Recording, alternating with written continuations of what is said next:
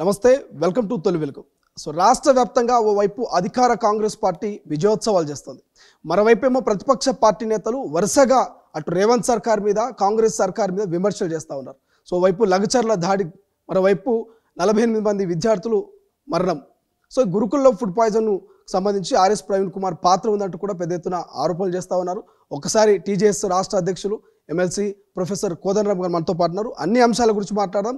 ఏడాది పాలన మీద మరి కోదండరామ్ సార్ ఏమంటారో ఒకసారి మాట్లాడదాం. సార్, ఏడాది పాలనకు సంబంధించి మీకేమనిపిస్తుంది? గతంలో ఎట్లా ఉండే, సో ప్రస్తుతం ఎట్లా ఉంది? అంటే ఏడాది పాలన గురించి మూల్యాంకనం చేసేటప్పుడు రెండు ప్రమాణాలను పాటించాలి. మొదటిది ఏంటంటే మనం ప్రజల కోణం నుంచి చూడాలి. ప్రతిపక్షాలు ఏమనుకుంటాయంటే ప్రతిపక్షం అన్నాక విమర్శలు చేయక తప్పదు.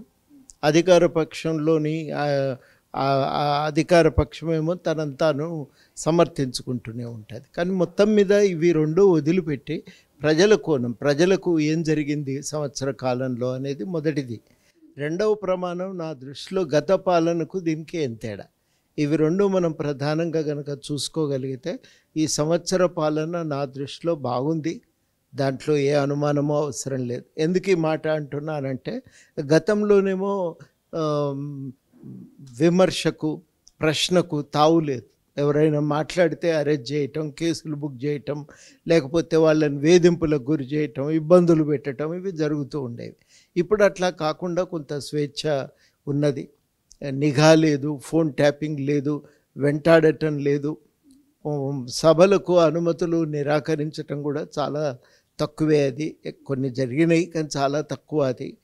ఇది ఒక మార్పు. రెండవది, ప్రభుత్వం అందుబాటులో ఉంది, గతంలో లేదు. గతంలో మంత్రులకు చెప్తే మా చేతులు ఏముంది, ముఖ్యమంత్రికి చెప్తాము అవకాశం దొరికినప్పుడు అని తప్పించుకునే, అంటే వాళ్ళ పరిస్థితి అది, వాళ్ళు సమాధానం చెప్పేవాళ్ళు. ఇప్పుడు అట్లా కాదు. మంత్రులకు చెప్తే మేము ప్రయత్నం చేస్తాం, అవసరమైన విషయాలన్నీ ముఖ్యమంత్రితో కూడా చర్చించి సమాధానం సాధిస్తామని ఒక హామీ ఇవ్వగలుగుతున్నారు. కాబట్టి ఆ ప్రభుత్వానికి ప్రజలకు మధ్యన ఒక సజీవమైన సంబంధం ఏర్పడింది. డైరెక్ట్గా ఒక సంబంధం ప్రజలకు ప్రభుత్వానికి మధ్య ఉంది. ఇది నా దృష్టిలో కీలకమైనటువంటి మార్పులు. ప్రజాస్వామ్యానికి ఇవే గీటురాయి. కాబట్టి ప్రజలతో సంబంధాలు ఎంత మేరకు నిర్వహించగలుగుతున్నారనేదే గీటురాయి. కాబట్టి తప్పనిసరిగా ఆ గీటురాయిని ప్రామాణికం చేసుకొని ఈ సంవత్సర పాలన బాగుంది అనే నేను చెప్తున్నా. ఒక్క సంవత్సరంలోనే అన్నీ అయితే అని నేను అంటలేను. కానీ ఒక్క సంవత్సరం ఏం చెప్పగలుగుతుందంటే మన ప్రయాణం ఏ దిశలో పోతున్నాం, మనం ఆ ప్రయాణం సరిగ్గానే మొదలైందా లేదా అనేది మాత్రమే బేరీజ్ వేసుకోగలుగుతాం. ఆ దృష్టి నుంచి చూసినప్పుడు నాకైతే ఈ సంవత్సరం బాగా ఉంది, ప్రభుత్వం పాలన కూడా బాగానే ఉంది. ఈ ఒక ప్రశాంతమైన వాతావరణంతో ప్రజలు బతుకుతున్నారు అనేది నేను చెప్పగలుగుతాను. సార్, ప్రధానంగా గతంలో ప్రతిపక్షంలో ఉన్నప్పుడు మీరు చాలా వరకు పేదల పక్షాన ఉన్నారు. సో ప్రభుత్వాన్ని ఎక్కడికక్కడ కూడా విమర్శించారు, ప్రశ్నించారు. కానీ ప్రస్తుతము అప్పుడు అధికారంలో ఇప్పుడు ప్రతిపక్షంలో ఉన్నటువంటి బీఆర్ఎస్ నేతలు, అటు కేటీఆర్ కావచ్చు, ఆర్ఎస్ ప్రవీణ్ కుమార్, వీళ్ళందరూ కూడా ఏమంటున్నారు, ప్రొఫెసర్ కోదండరామ్ ఎందుకు లగచర్ల సంఘటన మీద ఎందుకు మాట్లాడట్లేదు, వాళ్ళు ఎందుకు పరామర్శించట్లేదు అటువంటి ప్రశ్న ఉత్పన్నం అవుతుంది. ఏం చెప్తాను? ఇప్పుడు ఒక తేడా ఎక్కడ వచ్చిందంటే మాకు గవర్నమెంట్తో అప్పుడు కూడా మేము మాట్లాడే ప్రయత్నం చేసినాం. మేము కూడా మొదటి 2 సంవత్సరాలు ప్రభుత్వానికి అవకాశం ఇవ్వాలి, మనం ఓపిక పట్టాలి. మంచి చెడు రెండు జరుగుతూ ఉంటాయి పాలన అన్నాక. వెంటనే మనం ప్రభుత్వం చెవిలో వేయటం మంచిది, బయటపడి తిట్టడం కరెక్ట్ కాదు. కొత్త రాష్ట్రం, కొత్త పార్టీ, కొత్త ప్రభుత్వం, అన్ని విధాలుగా వాళ్ళకి అవకాశం ఇవ్వటం మన బాధ్యత అని మేము సమర్థించినాం. చాలా సార్లు ఏమైందంటే మేము ఆ ప్రభుత్వము చేసిన కార్యక్రమాల్లో పాల్గొన్నాం, వాళ్ళకు మద్దతును తెలియజెప్పినాం. ప్రజలకు కూడా భాగస్వాములు కండి, మద్దతునివ్వండి అని మేము చెప్పినాం. అప్పుడు కూడా మేము చెప్పినాము. అప్పుడు మేము ఈ మిషన్ కాకతీయ కార్యక్రమంలో పాల్గొని చెరువుల పూడిక తీసే పనులకు ప్రజలు కూడా తోడు కావాలని మేము పిలుపునివ్వటం జరిగింది, చేసినాం. ఎప్పుడైతే ప్రభుత్వమే మేము చేసే సూచనలను, విమర్శలను అసహనంగా వాళ్ళు దాన్ని తిప్పికొట్టడం ప్రారంభించినరో అప్పుడు మేము బహిరంగంగా మాట్లాడక తప్పలేదు. అప్పటిదాకా మేము ఒక్కబట్టినాం. ఏది మాట్లాడినా ప్రభుత్వంతోనే నేరుగా చెప్పినాం. అప్పుడు కూడా అప్పుడు మాట్లాడిన కోదండరామ్ గారు ఇప్పుడు కూడా ఈ కాంగ్రెస్ మీద బహిర్గతంగా వినండి, ఒక మాట వినండి. అప్పుడు కూడా మమ్మల్ని చాలామంది విమర్శించారు, ఏమయ్యా మీరు మాట్లాడతలేరు, ఉద్యమ కాలంలో చాలా విషయాలు చెప్తారు, ఇప్పుడు ఎందుకు మాట్లాడతలేరు అని ఇప్పుడు అడిగినట్టే అప్పుడు కూడా అడిగినారు. విషయం ఏంటంటే అప్పుడు కంటే ఇప్పటికి ఒక తేడా ఉందని నేను ముందే చెప్పిన. ఇప్పుడు మేము ప్రభుత్వంతో నేరుగా వెళ్ళి చాలా విషయాలు చెప్పగలుగుతున్నాం, వాళ్ళు వింటున్నారు, పరిష్కారాల కోసం ఆలోచిస్తున్నారు. మేము అనుకోవటం ఏంటంటే ఇది మొట్టమొదటిసారి ఇట్లాంటి అవకాశం దొరికింది. ఇది ఒక రకంగా ప్రయోగమే, కానీ మొత్తం మీదనైతే ఈ ప్రయత్నం అనేది ఒకటి సీరియస్గానే మేము కూడా చేయదలిచినాం.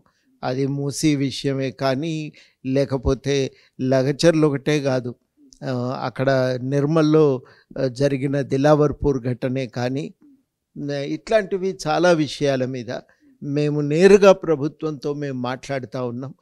ప్రభుత్వం కూడా స్పందిస్తున్నది, సమాధానాలు దొరుకుతున్నాయి. ఆ అవకాశాన్ని మేము ఇప్పటికిప్పుడు మేము చాలా జాగ్రత్తగా కాపాడుకుంటూనే ప్రజల సమస్యలను ఎప్పటికప్పుడు ప్రభుత్వం దృష్టికి తీసుకువెళ్ళే ప్రయత్నం చేస్తున్నాం. సంస్థలు కూడా స్వతంత్రంగా పనిచేస్తున్నాయి, టీఎస్పీఎస్సీ స్వతంత్రంగా పనిచేస్తున్నాయి. అవన్నీ వాటిల్లో ప్రభుత్వం యొక్క జోక్యం లేదు, నిరంతరం రాజకీయ జోక్యం కూడా లేదు, స్వతంత్రంగా చేస్తున్నాయి. కాబట్టి కొన్ని నేరుగా ఆయా శాఖలతో మాట్లాడగలుగుతున్నాం, వారి నుంచి కూడా స్పందన వస్తున్నది. కాబట్టి ఒక ప్రయత్నం ఈ రకంగా సాగుతున్నది కాబట్టే మేము దాన్ని ఆ మార్గంలో ఏ విషయమైనా మీరు చెప్పిన లగచర్ల దగ్గర నుంచి ప్రతి విషయం ప్రభుత్వంతో మాట్లాడుతున్నాం, చెప్తున్నాం. విచ్చలవిడి అరెస్టులు పనికిరావు, పిల్లలకు అసంతృప్తి ఉంటుంది, నిరసన తెలుపుతారు నిరుద్యోగులు, దాని పట్ల అసహన కూడా మనం ప్రదర్శించడానికి వీల్లేదు. వాళ్ళకు కూడా అవకాశం ఇవ్వండి, కష్టమేందో చెప్పుకొని పోతారు, నష్టమే ఉంటుందని అంటే అది ఇట్లాంటివి చాలా విషయాలు చెప్పినప్పుడు వాళ్ళు విన్నారు. మేము కేసులు పెట్టాము, మా పిల్లలే అని ఒక ప్రకటన కూడా ముఖ్యమంత్రి గారి నుంచి నేరుగా వచ్చింది. ఇట్లాంటి అవకాశం ఉంది మాకు. కాబట్టి ప్రధానంగా ఏమంటారు అంటే గతంలో మీరు అన్నట్టుగా బీఆర్ఎస్ తోటి ఎట్లా కలిసి మోపారో బీఆర్ఎస్ పట్టించుకోనప్పుడు బీఆర్ఎస్ మీద కూడా మీరు వ్యతిరేకంగా పోరాటం చేశారు. సో కాంగ్రెస్లో కూడా ఏడాది పరిపాలన మీరు కొనసాగుతుంది. సో పోనీ ఇప్పుడు కాంగ్రెస్ను కూడా ఏడాది పాటు మీరు ప్రయాణం చేస్తా ఉన్నారు. ఏడాది తర్వాత ఒకవేళ కాంగ్రెస్ కూడా బీఆర్ఎస్ పోకల్లో పోతే సో అప్పట్లో ఎట్లయితే ఎదిరించారో అట్లా కాంగ్రెస్ని ఎదిరించే అవకాశం ఉంటుందా భవిష్యత్తులో?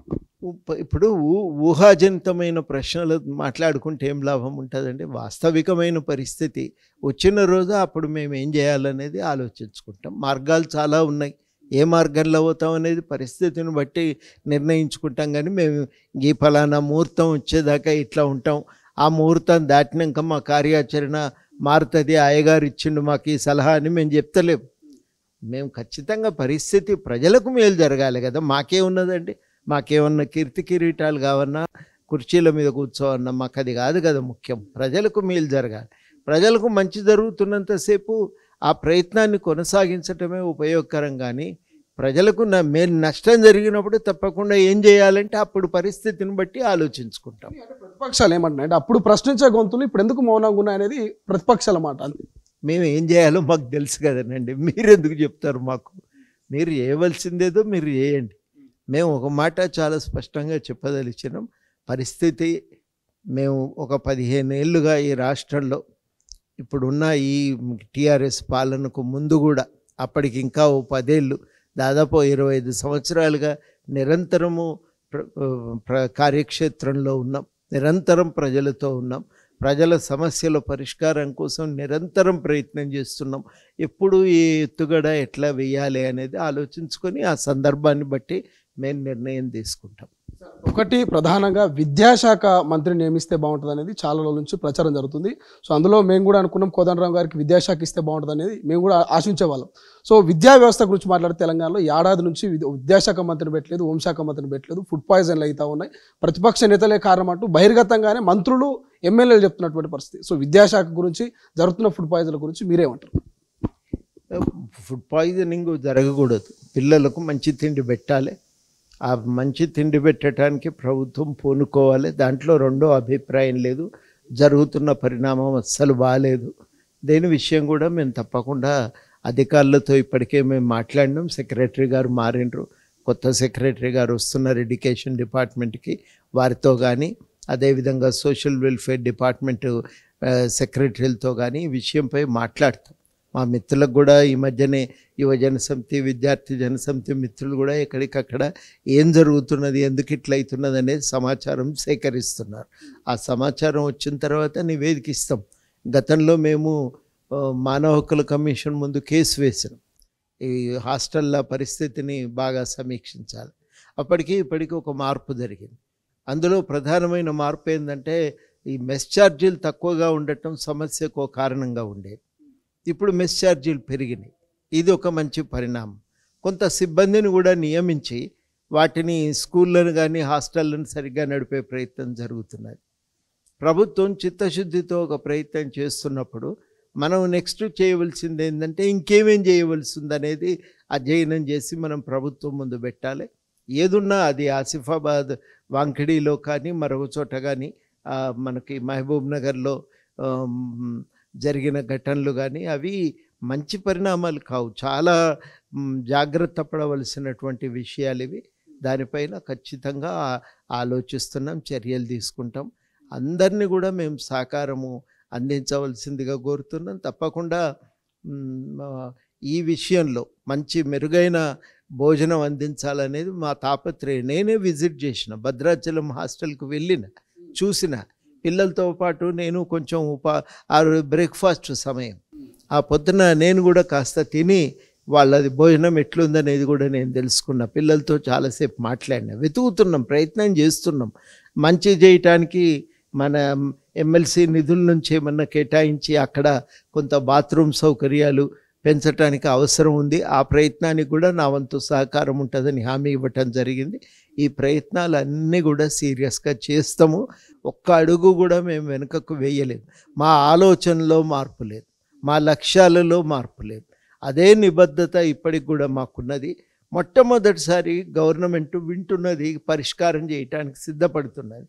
అది కానివ్వండి, మేము ఎందుకు తొందరపడాలి? ఇప్పటికిప్పుడు అక్కడ మాకు ప్రజలకు ఆశించిన మేలు జరుగుతలేదు అని అనిపించిన రోజు ఎట్లా చేయాలనేది మళ్ళీ కూర్చుంటాం, సమీక్షించుకుంటాం, మాట్లాడుకుంటాం. సో ఇప్పటికే క్యాబినెట్ విస్తరణకు సంబంధించి చాలాసార్లు ప్రస్తావన వచ్చినాయి, మీడియాలో అనేక కథనాలు వచ్చినాయి. సో క్యాబినెట్ విస్తరణ మీద మీరేమనుకుంటున్నారు? అంటే చాలామంది కోదండరామ్ గారికి ఒక మంత్రిగా తీసుకోవాలి, ఆయన విద్యాశాఖను అప్పచెప్తే కొంత భద్రంగా ఉంటుంది రాష్ట్రంలో విద్యాశాఖ అనేది ప్రధాన చర్చ. సో దీని మీద మీ ఒపీనియన్ ఏంటి? అంటే ఏ శాఖ ఇచ్చినా ఓకేనా? మీకు ఏమన్నా ఒపీనియన్స్ ఉన్నాయి? నేను అడగలేదు, నాతోనే ఎవరు చర్చ చేయలేదు. అది అందుకని నన్ను పక్కన పెడితే నాకేమొస్తుంది అనేది కూడా చర్చ అప్రస్తుతం. దానికంటే ముఖ్యం రాష్ట్రానికి ఇంకా కొంతమంది మంత్రులు అయితే కావాలి. దాంట్లో రెండో అభిప్రాయం లేదు. సో ఇప్పటికే ముఖ్యమైనటువంటి శాఖలు ఇటు విద్యాశాఖ అటు హోంశాఖ కూడా ముఖ్యమంత్రి గారి దగ్గర ఉన్నాయి. సో 1 year అయిపోయింది. గతంలో కేసీఆర్ కూడా చాలా కాలం కొన్ని శాఖలన్నీ కూడా ఆయన దగ్గరనే పెట్టుకున్నారు. సో అదే పోకర్లో కాంగ్రెస్ పోతుంది అనుకోవచ్చా? అట్లకంటే కూడా ఎన్నికలు వచ్చినాయి, కొంత కార్యక్రమాలకు అవాంతరాలు వచ్చినాయి. వరుసగా ఎన్నికలు కదా, పార్లమెంట్ ఎన్నికలు వచ్చే తర్వాత అసెంబ్లీ ఎన్నికలు, పార్లమెంట్ ఎన్నికలు, ఇట్లా ఒకటి తర్వాత ఒకటి ఎన్నికలు రావటం కొంత ఇబ్బంది అయితే కలిగించింది. ఇప్పుడు మరి ఒక్కొక్క విషయంపై దృష్టి పెడుతున్నారు. వీసీ నియామకాలు అయినాయి, ఇట్లా చాలా కీలకమైన పనులు.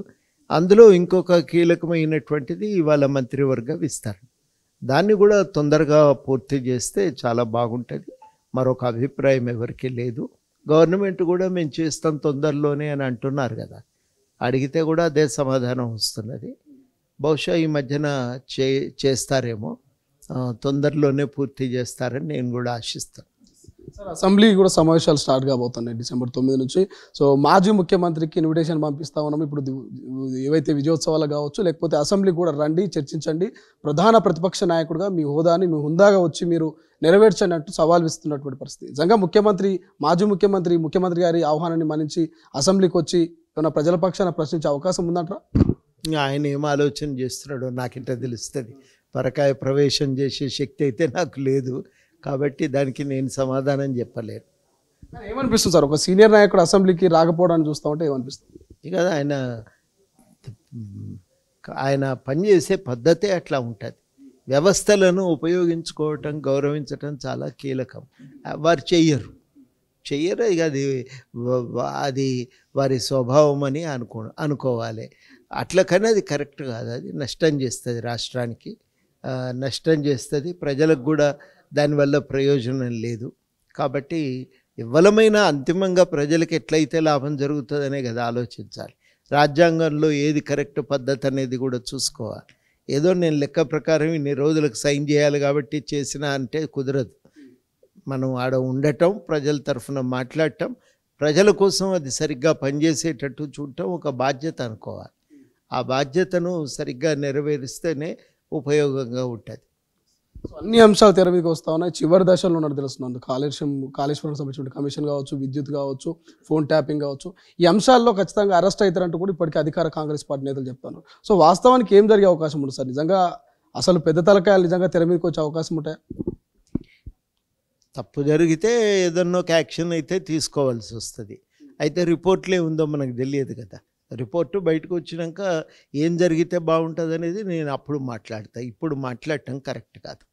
సో ఎమ్మెల్యేలకు సంబంధించి చాలామంది పార్టీ ఫిరాయింపులు పాల్పడరు. మనం చూసిన ఓవైపు కోర్టు, ఇంకోవైపు స్పీకర్ తుది నిర్ణయం అంటా ఉన్నారు. మరికొంతమంది చేరుతారనే ప్రచారం కూడా జరుగుతూ ఉంది. సో ఈ పార్టీ ఫిరాయింపుల విషయంలో కోదండరామ్ గారు ఏమంటారు? ఎంకరేజ్ చేస్తారా, డిస్కరేజ్ చేస్తారా? నైతికంగా అది కరెక్ట్ కాదని చాలాసార్లు చెప్పిన. అది నైతికంగా అది కరెక్ట్ కాదు. ఒక సిద్ధాంతంతో ఆలోచించి గెలిచినటువంటి వాళ్ళు సిద్ధాంతానికి కట్టుబడి ఉండాలి, పనిచేయాలి. కానీ మన దగ్గర రాజకీయాల్లో కొంత స్వార్థము అనే దానికంటే ఒక రకమైనటువంటి అవకాశవాదం బాగా పెరుగుతూ ఉన్నది. ఇక అది మారవలసిన అవసరం ఉంది. అంతిమంగా ఇవన్నీ ఎప్పుడు ఆగుతాయి అంటే ప్రజలు దీన్ని స్వీకరించరు అనే భయము ఒకటి నాయకుల్లో కలిగితే అప్పటిదాకా మారరు. రెండవది ఏంటంటే ప్రతి నాయకుడికి చాలామంది, అందరి పేర్లు నేను అట్లా చెప్పటం కరెక్ట్ కాదు. ప్రత్యేకించి ఇది నేను ఎందుకంటున్నానంటే కేసీఆర్ గారు ఒక తప్పుడు పని పద్ధతులను తయారు చేసింది. ఏమిటదంటే మీరు మా పార్టీలోకి వస్తే మీకు కాంట్రాక్ట్లు వస్తే మీకు లాభం జరుగుతుంది, ఎన్నడూ సంపాదించినంత సంపాదించుకుంటారు అని వారు అన్నట్టుగా బయట ప్రచారం జరిగింది. అంటే కొన్ని ఆర్థిక ప్రయోజనాల కోసం ఆర్థిక ప్రలోభాలను ఆశ చూపి ఎమ్మెల్యేలను తెచ్చుకున్నారనేది అప్పుడు విరివిగా జరిగిన ప్రచారం. ఈ పద్ధతుల వల్ల ఏమైందంటే నాయకులకి ఎక్కడ అధికారం ఉంటే అక్కడ ఉంటే మనకు న్యాయం లాభం అవుతుంది అనేటువంటి భావన ఒకటి ఆయన పెంపొందించారు. వారు దాన్ని బాగా పెంపొందించటం వల్ల ఇవాళ ఎవరైనా కానీ అదే పద్ధతి వాళ్ళల్లో చాలా బలంగా ఉన్నది. ఆ పద్ధతుల వల్ల ఎడ ఉంటే అధికారం ఉంటే ఆడ పోతే మనకు లాభం అయిద్దేమో అనే భావనను వాళ్ళు ప్రదర్శిస్తున్నారు. నీవు నేర్పిన విద్య నీరజాక్ష అన్నట్టు అది నువ్వు నేర్పిన విద్య. అది అట్లా చేయవలసింది కాదు. రాజకీయాలకు ఒక ఆలోచన, ఒక సిద్ధాంతము, ఒక విలువలు ప్రాతిపదికగా ఉండాలి. అట్లాంటి ప్రయత్నం ఒకటి కనుక చేయగలిగితే చాలా బాగుంటుంది. ఆ ప్రయత్నం చేసినప్పుడు మాత్రమే ఇట్లాంటివి పరిణామాలు ఆగుతాయని కూడా నేను ఖచ్చితంగా చెప్పాలనుకుంటున్నాను. కానీ సార్ కాంగ్రెస్ పార్టీలో నిజంగా ఈ కొత్త వాళ్ళు వచ్చిన తర్వాత కొంత పాత వాళ్ళకు కొత్త వాళ్ళకు మధ్య సంఘర్షణ కనిపిస్తూ ఉన్నాయి. ఇంకోవైపు ఏమో ఆస్తులు కాపాడుకోనికే వాళ్ళ కేసుల నుంచి బయటపడనికే పార్టీలోకి వస్తున్నారంటూ బహిర్గతంగానే కాంగ్రెస్ నేతలు చెప్తా ఉన్నారు. సో ఇదే కాంగ్రెస్ నేతలు గతంలో బీఆర్ఎస్లో వాళ్ళు ఉన్నప్పుడు వాళ్ళందరినీ కూడా అవినీతి పరులు, దొంగలు కొన్ని మాట్లాడారు. కానీ ఇప్పుడు వచ్చేసరికి మాత్రం సైలెంట్ అయిపోయింది. దీన్ని ఎట్లా చూస్తారు? ఇప్పుడు నేను అదే అంటున్నా కదా, రాజకీయాలకు కొన్ని విలువలు ప్రాతిపదిక కావాలి. ఆ విలువలను మనం పెంపొందించుకోగలిగితే రాజకీయాల్లో బాగుంటుంది. ఆ బాధ్యత నాయకులది. ఎట్లాగైనా పర్వాలేదు, గెలిస్తే చాలు, బలం పెరిగితే చాలు అనే ఆలోచన చేస్తే ఇట్లాంటివే జరుగుతుంటాయి. అందుకు ఎవరు సృష్టించినటువంటి పరిణామాలకు వాళ్ళే బలైపోతున్నారు. మీరు సృష్టించినరు, మీరు తయారు చేసినరు, మీరే బలైపోతున్నారు. ఇట్లాంటిది కాకుండా చూసుకోవాల్సిన అవసరం ఉంది. 6 గ్యారెంటీల విషయంలో కోదండరామ్ గారు ఏమంటారు? నిజంగా 6 గ్యారెంటీలు నెరవేరాయి అనుకుంటున్నారా? మీరేమంటారు? నెరవేరుతున్నాయి, దాంట్లో అనుమానం లేదు. అన్నీ అయిపోయినాయి అంటే అన్నీ అయిపోతాయి సంవత్సరంలో, కానీ నేను కూడా ఏమనుకోలేదు. ప్రయత్నం జరుగుతున్నది, అది సంతోషదాయకం. మేము చెప్పినాం కదా అని మర్చిపోవట్లేదు. ప్రజలు కూడా ఒప్పుకోవట్లేదు. మీరు అన్నారు కదా చెయ్యాలి అని అడుగుతున్నారు. కాబట్టి ప్రతి ప్రభుత్వం మీద కూడా వాళ్ళ ఒక ఒత్తిడి ఉంది. మనకు ఇచ్చిన హామీలు అమలు చేస్తే ఇచ్చిన హామీలు అమలు చేయకపోతే నష్టపోతాం అనేటువంటి భయము, ఒత్తిడి అన్ని పార్టీల మీద ఉంది. తప్పకుండా మిగతాయి కూడా అమలు చేస్తారు. అమలు చేయటానికి ఒకటి కాగితం ముందు పెట్టుకొని టిక్కు కొట్టుకుంటూ చేస్తూనే ఉన్నారు కదా, మిగతావి కూడా చేస్తారనే విశ్వాసం, దాన్ని బట్టి ఈ సంవత్సరం ట్రాక్ రికార్డ్ చూస్తే నాకు ఆ విశ్వాసం అయితే కలుగుతున్నది. సార్ ఫైనల్ ఒక మాట, ప్రతిపక్ష నేతల్ని అధికార కాంగ్రెస్ పార్టీ అక్రమంగా అరెస్టులు చేస్తూ ఉందంటూ కొన్ని కామెంట్స్ వస్తున్నాయి. నిజంగా అక్రమ అరెస్టులా సక్రమ అరెస్టులు అనుకోవచ్చు? అంటే ఏం జరిగి ఒక్కొక్క కేసు విడివిడిగా మనం చూడాల్సిందే, కానీ మొత్తం మీదనైతే రాజకీయ కార్యకలాపాలను నేరంగా చూడటం అనేది మంచిది కాదు. రాజకీయ కార్యకలాపాలను టీఆర్ఎస్ 10 ఏళ్ల పాటు ఎవ్వరు విమర్శ చేసినా, ఎవ్వరు ఏ రకమైన రాజకీయ ఆందోళనలు కార్యక్రమాలు చేసినా వాటిని నేరంగా పరిగణించింది. ఒక తప్పుడు పని విధానాన్ని వాళ్ళు పెంపొందించారు. మేమే నిరుద్యోగులకు ఉద్యోగాలు ఇవ్వాలి అన్నందుకు ఇంటి మీద పడి తలుపులు పగలగొట్టి అరెస్ట్ చేశారు. ఇది కరెక్ట్ కాదు కదా. నువ్వు అట్లాంటి సంప్రదాయాన్ని సృష్టించి ఇవాళ నేను నీతి వచనాలు పలుకుతానంటే ఎవరు నమ్ముతారండి? మాలాంటి వాళ్ళం మాట్లాడగలం తప్పకుండా. అందుకనే మేము సమయం ఏ సందర్భం ఎట్లా మాట్లాడాలని ఆలోచించి మాట్లాడుతున్నాం. చెప్పవలసి వస్తే ప్రభుత్వానికి నేరుగా చెప్తున్నాం. కనుక చాలా కీలకం ఏంటంటే టీఆర్ఎస్ అడిగే నైతిక హక్కును, బీఆర్ఎస్ నైతిక హక్కును కోల్పోయింది, అడగగలిగే శక్తిని కోల్పోయింది. మేము ఇవాళ అట్లా కాదు, ముందు నుంచి ఒక విలువలకు కట్టుబడి ఉన్నాం కాబట్టి దాని ప్రకారం తప్పకుండా ఇట్లాంటి విషయాల్లో మాట్లాడతాం. మేము చెప్పదలుచుకున్నది ఏంటంటే జాగ్రత్త, మనం రాజకీయ కార్యకలాపాలను నేరంగా చూడటం అస్సలు మంచిది కాదు. అవకాశం దొరికినప్పుడు, అధికారంలో ఉన్నప్పుడు ఏ పార్టీ అయినా ఆ విషయాల్లో కొంత జాగ్రత్తలు పాటించటం దీర్ఘకాలిక ప్రయోజనాల రీత్యా అవసరమని నేను గట్టిగా చెప్పాలనుకుంటున్నాను. Thank you so much. ఇది మొత్తం మీద ప్రొఫెసర్ కోదండరామ్ గారు ఏడాది పాలన మీద స్పందించినటువంటి పరిస్థితి మనకు కనిపిస్తుంది. సో సాఫీగా సాగుతుంది, కొన్ని నెరవేరలేవు. సో సమయాన్ని తీసుకొని నెరవేరుస్తారని నమ్మకంతో ఉన్నాము. ఖచ్చితంగా విద్యాశాఖ కూడా భవిష్యత్తులో మెరుగుపడుతుంది.